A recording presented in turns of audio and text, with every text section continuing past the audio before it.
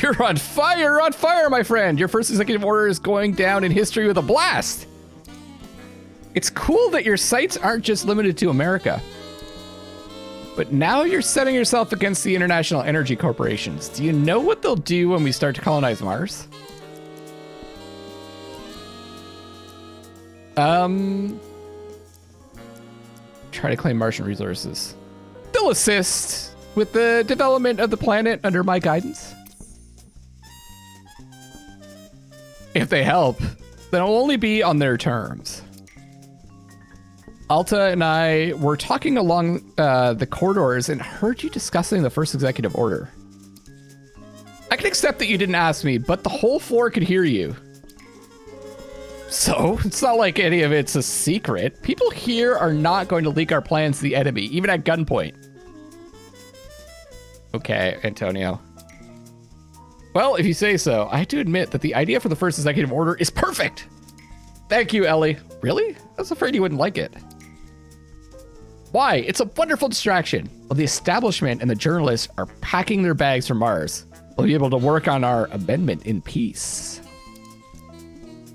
It's no maneuver. I can't let the corporations get the jump on us. Exactly. As long as the people are dreaming of Mars, we can do whatever we want on Earth. Honestly, I just want to give humanity a backup plan.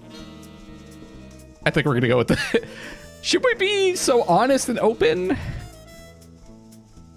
We're going to go with, as long as the people are dreaming of Mars, we can do whatever we want on Earth. So this is really just a maneuver, and here I thought we were standing up to corporations. Uh-oh. I understand perfectly well that you have the best of intentions, but now is not the time for reckless decisions. No problem, Ellie. There will be a time for reckless decisions. Maybe tomorrow, after we've all gotten a good night's sleep. I'm off for now. Congratulations to the country's new first family.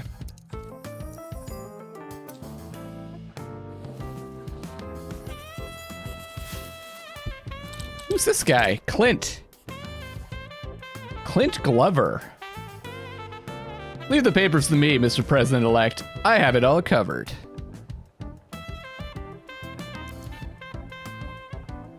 So is this the person that's going to implement our Mars mission? Maybe we get a different lawyer based on which one we select. Honey, I always believed that with a team like we've got, the sky is the limit, and we have Clint to thank for it. I've just remembered that I'd heard of him even before I met you. Some called him a district judge's bastard, an upstart lawyer. Others said he was a legal genius who never lost a single case. And now case law students are studying his legal strategies. Try not to lose Clint, all right? I can't imagine who else would compose your decrees so competently.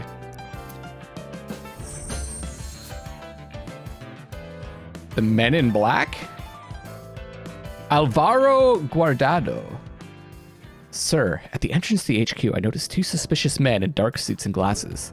They were obviously following us, taking lots of pictures and always checking their phones. Is this really the appropriate music for this? What do you want us to do about them? Go find out who they are.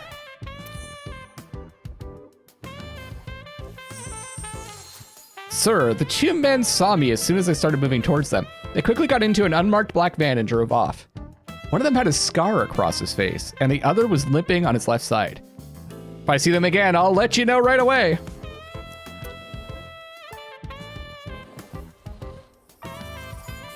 New team member, Alvaro. Alvaro Guardado, bodyguard. At your service, sir. Anytime, any place.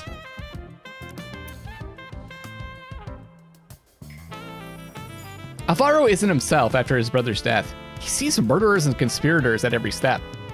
That may be perfectly natural for a bodyguard who has vowed to protect you with his life. I still worry about him. Honey, please don't ask too much from Alvaro. I think he's already at his limit. Late night hacking. Oh, you got a hacker? Our data scientist, Ollie Skuloff. Chief, I'm sorry to be calling you out of nowhere, but it's an emergency. Someone is trying to hack the server at HQ. According to protocol, I should pull the plug on the hacker immediately, but if you'll let me, I could track him. Find out who he is and what he's after. It's not protocol because it's risky. While I'm tracking him down, he might break into our secure files. What should I do with the hacker?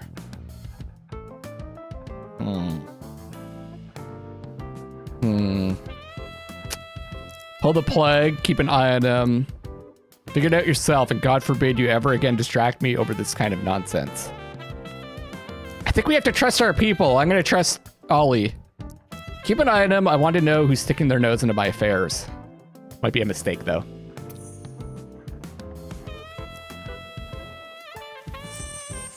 Chief, I tracked down the hacker and cut off his access. It looks like he didn't manage to get anything important off our servers.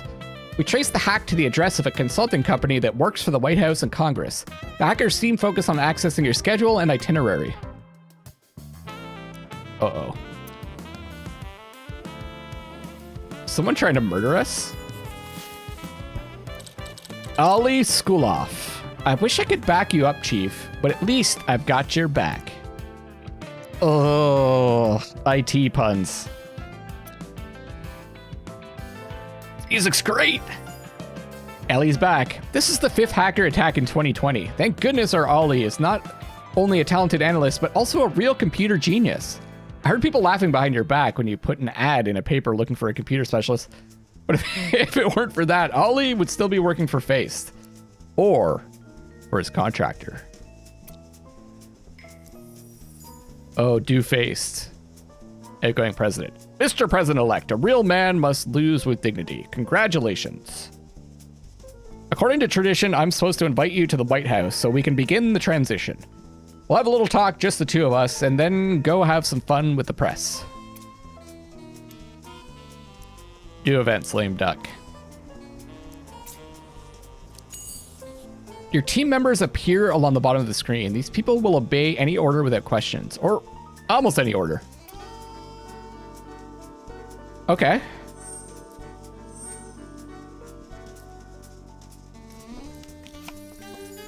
Skills. This is Ollie Skuloff. Skills. Preparing data-driven reports. Writing...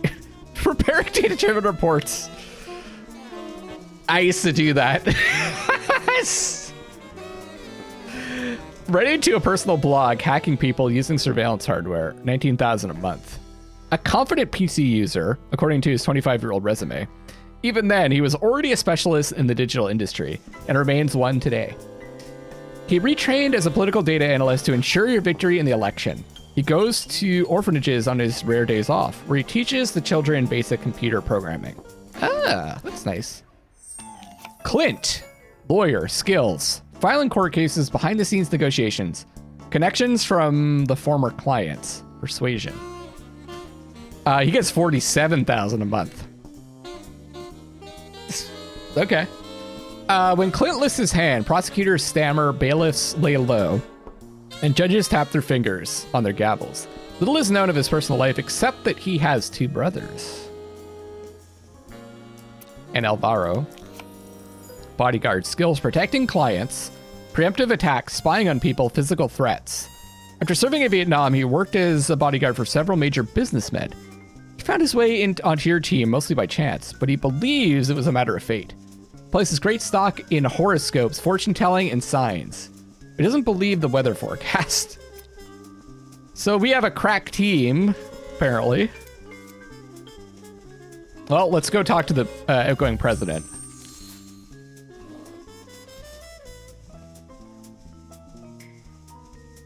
Doofus. That's a cool name. I don't know if I'm pronouncing that right. Could be Feist. I'm going to say Feist. It's good to see you, Mr. President-elect. Have a seat, make yourself at home, and get used to it. Soon, this will all be yours. Hey, stop playing games. What do you want? Me? Absolutely nothing. I've done everything I could and leave here with a clear conscience. I figured you'd want to ask me for a favor or two. What are you talking about? I could help you select people for your administration, invite you into influential circles. There are so many nuances that you can't possibly expect until you've actually become president. I think I'll pick my administration staff myself. Are we making an enemy here?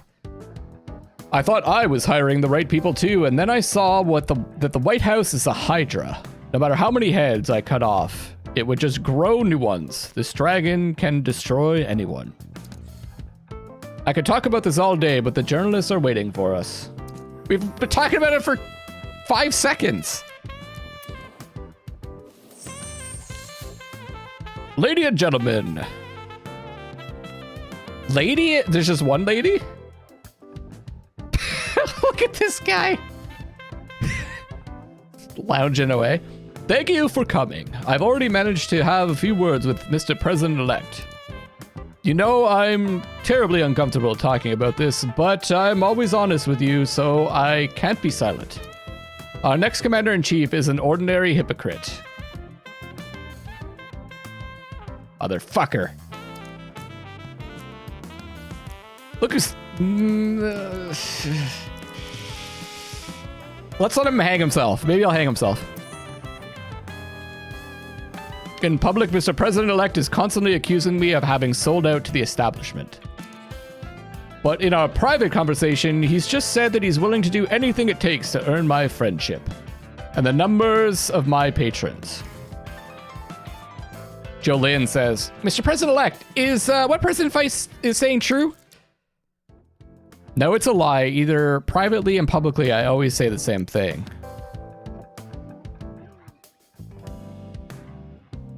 I think we have to hit back. Yeah, it's a lie. You see, he's afraid to answer for his words. Face, do you seriously expect anyone to believe you? Who can accuse me of lying? I'm not a cowardly hypocrite, and I've always behaved honestly and openly. You lost. Joe, let's get to the next question. Question for Mr. President-elect. On the eve of the election, Goldman Magazine estimated your fortune at $350 million. Is that estimate at all accurate? In fact, I'm much richer than that. Journalists just don't know where to look. Oh, let's use comedy to diffuse the situation. Is that how rich I am? My wife will be thrilled. Have you decided how you're going to get rid of your assets before the inauguration? I'll keep my promise and put them in a blind trust. Now that you're to be president, it will be difficult for the Federal Prison Bureau to get their money laundering lawsuit through the courts. Federal Prison Bureau to get their money laundering lawsuit through the courts. As one of the defendants in the case, are you breathing a sigh of relief? Is this what we're in trouble for? The Federal Prison Bureau to get their money laundering lawsuit through the courts? Of course, why else do you think I became president? Okay, he almost got us there. We're smarter than that, though. None of that bothers me. I know I'm innocent. This remains to be decided by a jury. Everyone who has studied the case knows what a miracle it is that our new president escaped a prison sentence.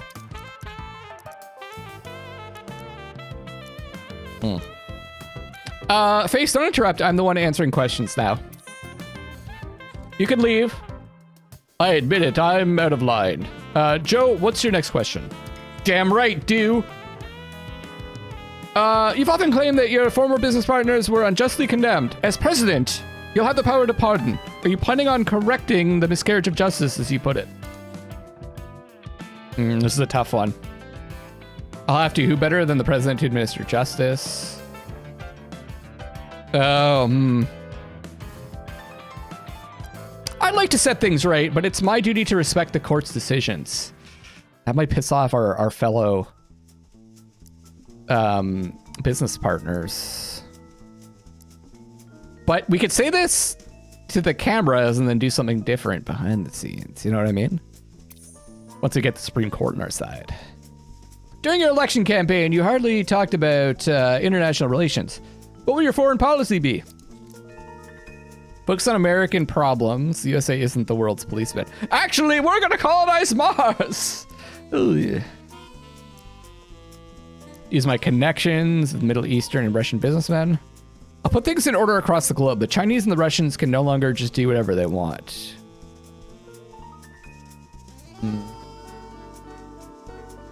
Let's not bring up Americans' problems. I think we want to deflect. I'll put things in order across the globe. The Chinese and the Russians can no longer just do whatever they want. I see, Mr. President-elect. Just one more question. A reliable source from inside your team has informed me that your first act as president will be commencing the colonization of Mars.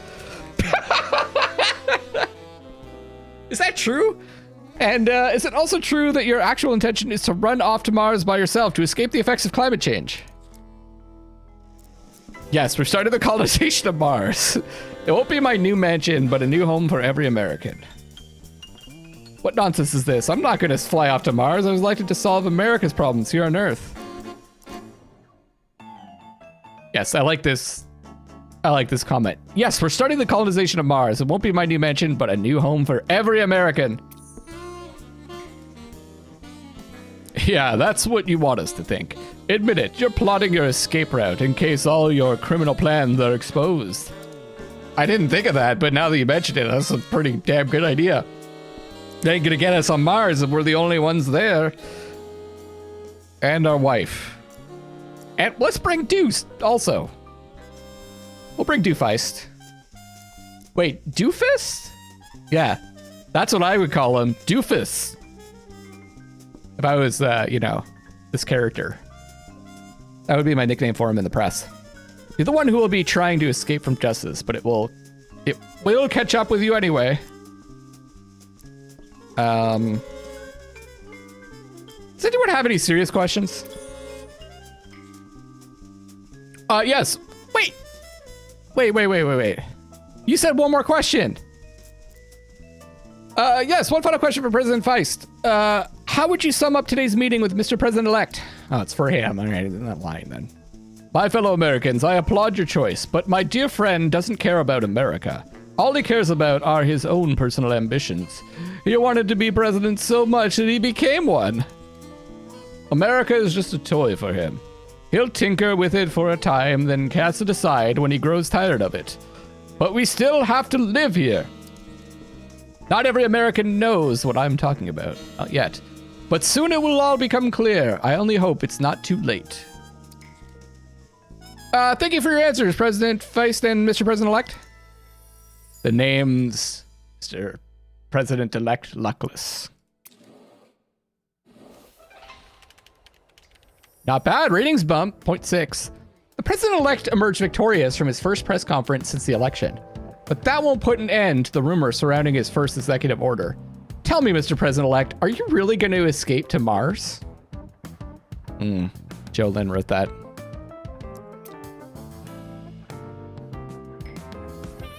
Antonio's back. Face that bastard. Not only did he lie, but his lackey Joe sniffed out what your first decree would be. You don't think that the decree was leaked by someone from our headquarters? I can't believe it. I'm sure this is the work of the establishment, which bugged your office through and through. Buddy, pal, buddy. I won't put up with it. When I worked for the FBI, I always tried to strike while the iron is hot. It's easier to get down to bedrock this way. Therefore, I will investigate immediately, and I promise that I will expose the villain. Or my name is not Tony Estaba. Ellie says, honey, I can see that Tony misses his days at the FBI, and he decided to play investigator. Whatever makes him happy, I'd say, as long as it doesn't prevent us from promoting the amendment. Knowing Tony, he'll probably figure out at the end of this investigation that he's the one who did it. Meanwhile, we should deal with a few pressing issues. Draft the amendment and the first decree, and staff your administration. Please delegate these tasks to our best. We have no room for error right now. As for the leak of the first decree, Alta has an idea how to turn it in our favor. Go speak with her and she'll tell you everything. Seems to be kind of, we're just kind of going through the story right now and making dialogue choices. I wonder if we're ever going to be able to like freely do stuff. Okay, new events. Okay, we got a bunch of events. How to fix the leak, fill the administration, draft the amendment, compose the first executive order. Here's where we start to make choices about what we're going to do.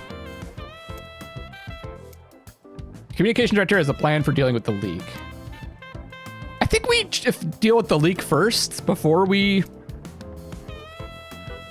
Fill the administration is probably a good idea too. I think we want to fix the leak before we draft the amendment or compose the first executive.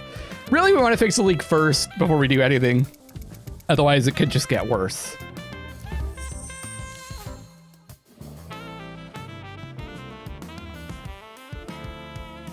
Alta Randor.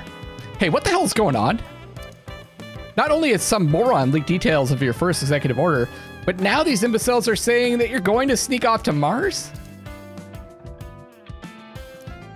What are those idiots talking about this time?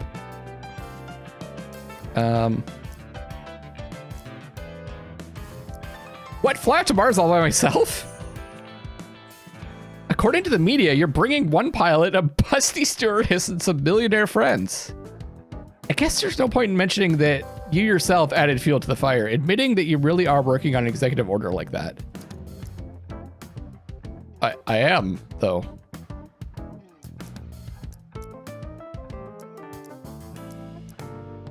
And Ellie? Have you missed my remark about the busty stewardess? In other words, we need a surefire plan for how we're responding to this nonsense.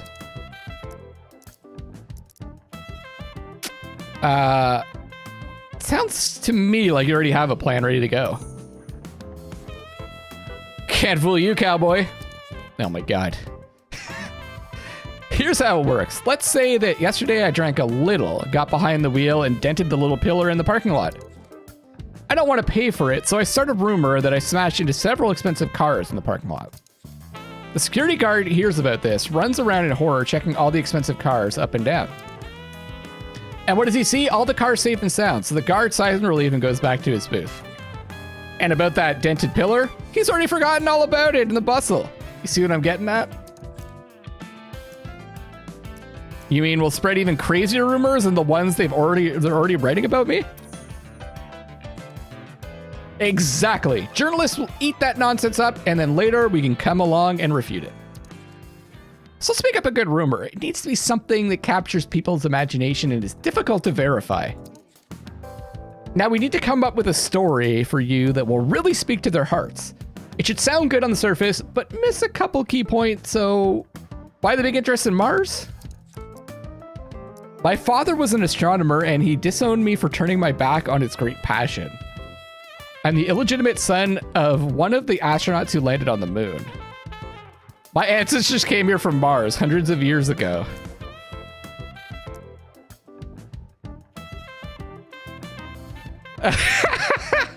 Okay, what? It needs to be something that captures people's imagination and is difficult to verify.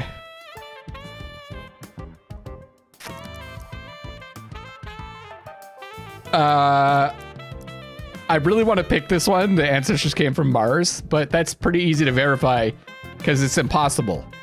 Let's go with, I'm the illegitimate son of one of the astronauts who landed on the moon.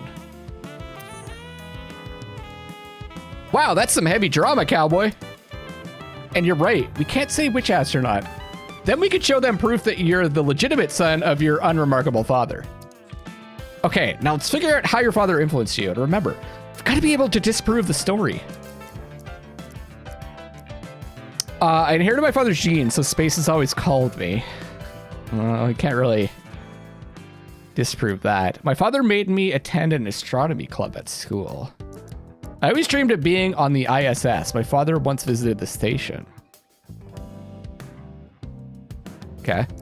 To continue the family tradition, I've signed up as one of the volunteers who are prepared to take the journey to Mars. Let's go with, I always dreamed of being on the ISS. My father once visited the station. That's a touching story, cowboy, and it's easy to refute. But how is that related to Mars?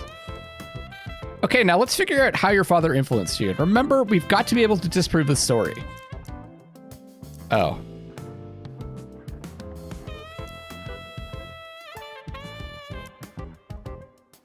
I guess this one?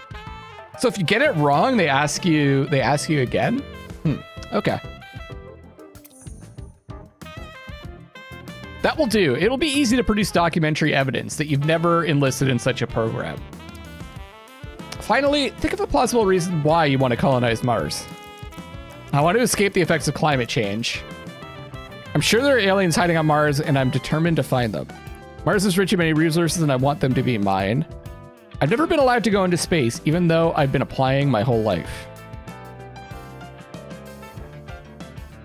Let's go with the aliens. Cowboy, let's agree on one thing. There are no aliens, only UFOs. We don't want people starting to think you actually believe in all the conspiracy nonsense. Finally think of... Okay, let's try again. Want to escape the effects of climate change? Not bad, not bad. We can show that over the past year, you've only increased your donations to foundations fighting climate change. Oh.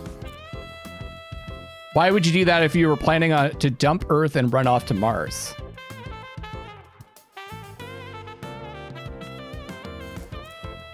Wait. I'm the illegitimate son of one of the astronauts who landed on the moon. To continue the family tradition, I've signed up as one of the volunteers who are prepared to take the journey to Mars. I want to escape the effects of climate change. All right, this rumor is going to be perfect. We refute it, and you're golden. Why would you do that if you're playing? Oh, okay, I see. This is what we do to refute it. Why would you do that? Why would you donate stuff if you're just going to dump Earth and go to Mars? Okay.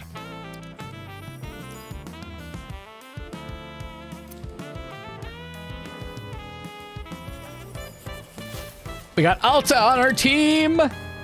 Communications director, buckle up, cowboy. It's time we gave those hyenas a taste of their own medicine. Hell yeah. Maybe we could take her to Mars with us. Ellie says, if Alta says we should spread stupid rumors, then that's what we'll do. She earned our trust during the campaign, just as much as Alvaro, Clint, and Ollie. I'm not just saying that because she's a friend. Ava says, oh, a philanthropist, Ava Sarto. Mr. President-elect, as you surely know, every self-respecting ruler has his own charity. Your wife asked me to register a foundation called Hands of Good. It will come in handy if you ever want to do a couple of good deeds or more. The IRS isn't going to look too closely at the Hands of Good. So the Hands of Good. It's so cheesy. So you can dispose of the fund's money. It's like the human fund from Seinfeld. It's just like so vague. Dispose of the fund's money as you see fit. Give everything to orphans or to civil servants. If you wish, or pay your employee's salary. It's humanitarian aid either way. It's going to the people. The people trust you, and I have no doubt that these expenses, whatever they are, will always benefit our country. Damn right they will.